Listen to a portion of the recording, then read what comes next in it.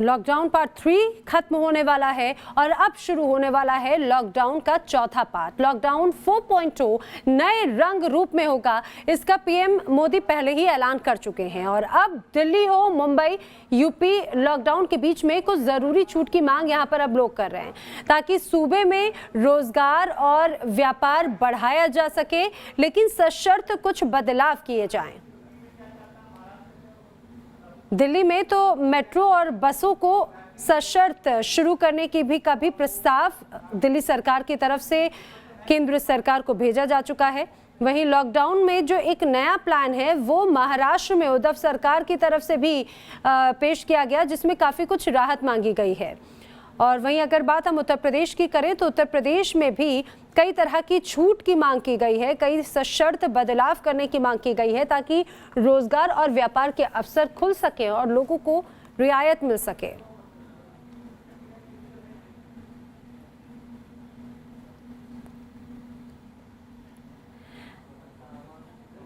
लेकिन आइए अब बात करते हैं दिल्ली की। आखिर लॉकडाउन का केजरीवाल प्लान क्या है वो भी जरा जान लीजिए। केजरीवाल किस तरह से बदलाव चाह रहे हैं। केजरीवाल की तरफ से कार 2 व्हीलर पर मूवमेंट की इजाजत मिल सकती है, ये बात भी कही गई है। कार में अधिकतम 2 लोग ही बैठ पाएंगे, कुछ इस तरह का प्लान दिया गया है। 2 व्हीलर पर सिर्फ चालक की ही इजाजत होगी, यानी कि अगर कोई बाइक से निकलना चाहता है तो सिर्फ अकेले ही जा सकता है, उसके पीछे और कोई नहीं बैठा हो। 50% स्टाफ के साथ प्राइवेट दफ्तर भी खोले जा सकते हैं। लॉकडाउन का ये प्लान केजरीवाल है। इसके अलावा अगर हम बात करें तो खासतौर से ट्रांसपोर्ट की बात कही गई, बाकी के जो स्टाफ हैं वो वर्क फ्रॉम होम करें, यानी कि जो कंपनीज हैं वो 50% एम्प्लॉयज को ऑफिस में बुलाकर काम करें और उसके बाद में फिर उनको बाकी के जो कर्मचारी वर्क फ्रॉम होम करें। ये तो आपने ट्रांसपोर्ट की बात देखी, लेकिन बाजार और दुकानों को लेकर प्लान केजरीवाल भी जरा समझिए। और इवन के आधार पर दुकानें खोली जा सकती हैं, ये प्रस्ताव है। इसके अलावा एक समय में 50% दुकानें ही खोली जा सकेंगी। जरूरी सामान की जो सप्लाई है वो सप्लाई वाली दुकानें पहले की तरह ही खुलेंगी, यानी कि जो एसेंशियल चीजें हैं उसके लिए। शॉपिंग मॉल्स की भी बात हुई है। शॉपिंग मॉल के अंदर सिर्फ 33% दुकानें ही खोली जाएं, ये प्रस्ताव है, ये प्लान है केजरीवाल का। आसपास और जो स्टैंड अलोन दुकानें हैं वो पहले की ही तरह खोली जाएं, यानी कि जो अभी लॉकडाउन पार्ट 3 में जिस तरह से उनका संचालन होता है, लॉकडाउन पार्ट 4 में भी वो इसी तरह से उनका संचालन किया जा सकता है। ये तो आपने देखा कि आखिर व्यापार को लेकर क्या था, लेकिन अब निर्माण कार्य को लेकर भी प्लान केजरीवाल है। कंस्ट्रक्शन के काम की इजाजत भी मिल सकती है, लेकिन कुछ शर्तों को ध्यान में रखते हुए। दिल्ली के अंदर के ही जो मजदूर हैं वो दिल्ली में काम कर पाएंगे। इसके अलावा दूसरे राज्यों से मजदूरों को बुलाने की कोई इजाजत नहीं है, क्योंकि पहले से ही लगातार मजदूर पलायन कर रहे हैं। कंटेनमेंट जोन में किसी भी गतिविधि की इजाजत नहीं होगी, क्योंकि ये रेड जोन में भी और भी ज्यादा हॉटस्पॉट एरियाज हैं। पूरी तरह से फेस कवर करके ही आपको बाहर निकलना होगा, यानी कि फेस मास्क आपको पहनना होगा। कामगारों को फेस कवर मुहैया भी कराना होगा, ये भी जिम्मेदारी प्रदेश सरकारों की, प्रशासन की होगी। और जब इसमें अगर रियायत दी जा रही है तो सबसे महत्वपूर्ण सोशल डिस्टेंसिंग का ख्याल रखना बहुत ज्यादा जरूरी है। लंच ब्रेक के अलग अलग टाइमिंग्स तय हो ताकि पब्लिक गैदरिंग ना हो, ताकि लोग एक साथ इकट्ठे ना हो। तो ये आपने देखा कि लॉकडाउन का प्लान केजरीवाल क्या है, अलग अलग सेक्टर में किस तरह से उनकी प्लानिंग है। हमारे सहयोगी मोहित बख्शी की एक रिपोर्ट भी आपको दिखाते हैं। कोरोना के बढ़ते मामलों को देखते हुए दिल्ली में अभी लॉकडाउन 4.0 की जरूरत महसूस हो रही है। अब लॉकडाउन 4.0 का स्वरूप क्या होना चाहिए, इसके लिए जो दिल्ली सरकार ने केंद्र को सुझाव भेजे हैं उनके बारे में हम आपको बताते हैं। इसके मुताबिक जो बाजार हैं, तमाम बाजार दिल्ली के खुलने तो चाहिए, लेकिन ऑड इवन के तहत। और साथ ही साथ अगर हम बात करें मॉल्स की, तो मॉल्स में भी 33% दुकानें खुलनी चाहिए, लेकिन सिनेमा हॉल्स बंद रहने चाहिए, ये भेजा गया है। साथ ही साथ gym, swimming pool, entertainment park, theatres, bar, auditorium और असेंबली हॉल्स बंद रहने चाहिए। इसके अलावा अगर हम बात करें जो सुझाव भेजे गए हैं उसमें सामाजिक, राजनीतिक, स्पोर्ट्स, एंटरटेनमेंट, धार्मिक गैदरिंग पर पाबंदी रहे, धार्मिक स्थल बंद रहे, नाई की दुकान, स्पा और सैलून बंद रहे। लोगों की सुरक्षा के लिए जो समय है उसमें बदलाव की बात कही जा रही है कि वो लोग मास्क पहन के निकलें और साथ ही साथ सोशल गैदरिंग से बचें। साथ ही साथ जो सोशल डिस्टेंसिंग है उसका जरूर पालन करें। हालांकि टाइमिंग को लेकर जो 7 से 7 थी उसको बढ़ाने की बात कही गई है कि वो 9 बजे, रात 9 बजे से सुबह 5 बजे तक हो, ये सुझाव दिया गया है। इसके अलावा अगर हम बात करें बाकी चीज़ों की, तो शैक्षणिक संस्थान जितने भी हैं उनको बंद रखने की, होटल्स और शैक्षणिक संस्थान उनको अभी बंद रखने का सुझाव जो है लॉकडाउन 4 के लिए दिया गया है। बसेस चले, लेकिन अगर हम बताएं जैसे जिस तरीके से बसेस चलती हैं दिल्ली में, उसका हिसाब ये होता है कि भरी रहती हैं, तो उन पर भी सार्वजनिक परिवहन के तहत 20 से अधिक लोग ना हो, उसमें भी 2 जो मार्शल हैं वो बिठाए जाएं। मेट्रो की अगर हम बात करें तो मेट्रो की सेवा में भी परिवर्तन किया जाए और बहुत ज़्यादा लोगों को ना चढ़ने दिया जाए, भीड़ नहीं करने दी जाए। साथ ही साथ ऑफिस टाइमिंग के हिसाब से मेट्रो चले, जिसमें 7:30 से 10:30 का समय और शाम 5:30 से 8:30 तक का समय जो है वो दिया गया है। डीटीसी को लेकर भी ये तमाम चीज़ें की गई है। यानी लॉकडाउन 4.0 का जो तमाम स्वरूप है वो दिल्ली सरकार ने अपनी तरफ से सुझावों को लेकर दिल्ली वालों से भेज दिया है। अब उस पर अंतिम मोहर जो है वो केंद्र को लगानी है। वीडियो जर्नलिस्ट अमित माचो के साथ मोहित बख्शी, न्यूज़ नेशन, दिल्ली।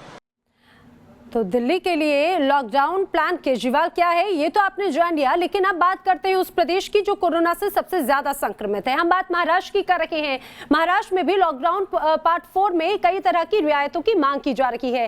क्या प्लान है उद्धव का, वो आप सुनिए। 31 मई तक लॉकडाउन बढ़ाने की सिफारिश हालांकि उद्धव सरकार की तरफ से की गई है और सभी इकोनॉमिक एक्टिविटी को खोलने का भी प्लान इस लॉकडाउन के अंतर्गत है।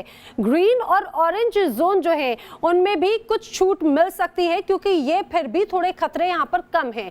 सीमित संख्या में प्राइवेट दफ्तरों को भी खोला जा सकता है ताकि जो काम है वो सुचारू रूप से हो सके, लेकिन 50% कर्मचारियों के साथ में दफ्तर में काम हो सकेगा, ये सीधे सीधे शर्त है। बाकी का जो स्टाफ है वो एज यूजुअल अभी जिस तरह से वर्क फ्रॉम होम कर रहा है उस सुविधा के साथ में वो काम कर सकता है। लेकिन आपको बता दें इसके अलावा भी बहुत कुछ ऐसी प्रस्ताव हैं या फिर जो प्लानिंग है वो जो उद्धव प्लान का हिस्सा है। हमारे सहयोगी विकास श्रीवास्तव की एक रिपोर्ट आपको दिखाते हैं।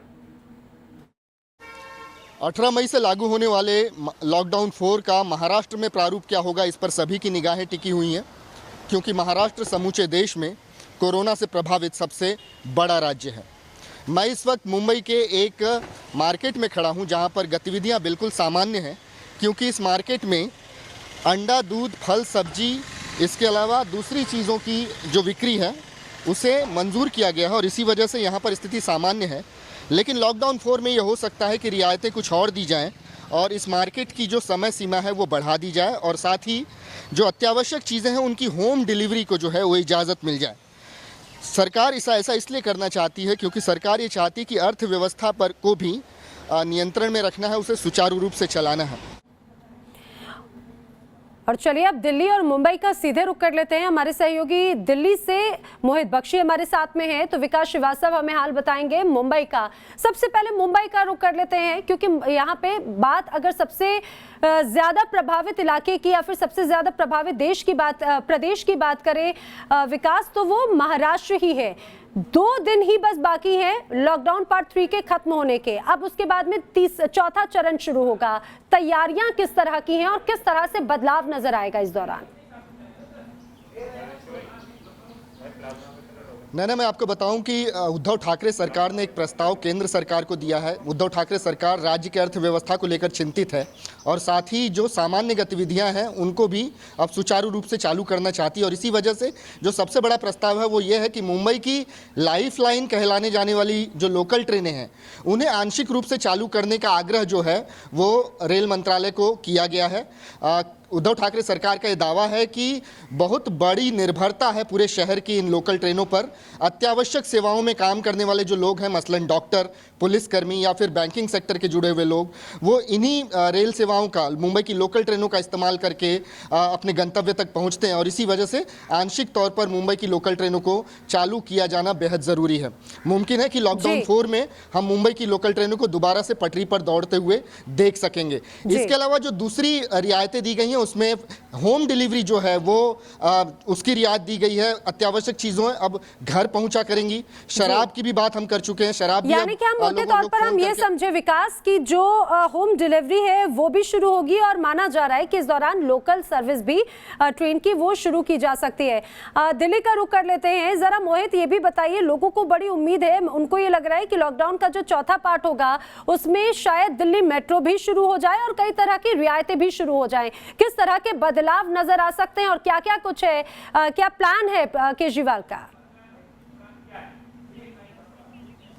देखिए ना, जिस तरीके से आपने रिपोर्ट में देखा हमारी कि बाजार जो हैं वो ऑड इवन में खुले, उसके अलावा मॉल्स में 33% दुकानें, टैक्सीज, ऑटो, सब चीजों का प्लान जो है वो तैयार कर लिया। लेकिन सवाल भी कई खड़े हो रहे हैं ना कि लॉकडाउन 4.0 की हम बात तो कर रहे हैं क्योंकि उसकी जरूरत महसूस हो रही है, लगातार मामले बढ़ रहे हैं, तो ऐसे में क्यों हमें पूरी तरीके से रियायत की जरूरत पड़ रही है? आर्थिक स्थिति जो राजधानी की है अगर हम बात करें तो 10% सिर्फ रेवेन्यू हुआ था, इसलिए सरकार को ये सख्त निर्णय लेना भी पड़ रहा है कि लॉकडाउन जो कंटेनमेंट जोन है उसके बाहर के इलाके खोले जाएं। लेकिन एहतियात हम और आपको दोनों को बरतनी होगी। अगर हम लोगों ने एहतियात नहीं बरती तो हालात और ज्यादा विभत्स हो सकते हैं। ये चीज जो बहुत ध्यान रखना होगा कि तमाम जो गाइडलाइंस है उनमें सबसे अहम ये है कि आप मास्क लगाइए, सोशल गैदरिंग ना कीजिए और सोशल डिस्टेंसिंग का पालन कीजिए, वरना जितना अभी तक का लॉकडाउन है ये लोगों को समझना होगा। मोहित, बिल्कुल। अब जरा हम उत्तर प्रदेश का भी रुख कर लेते हैं।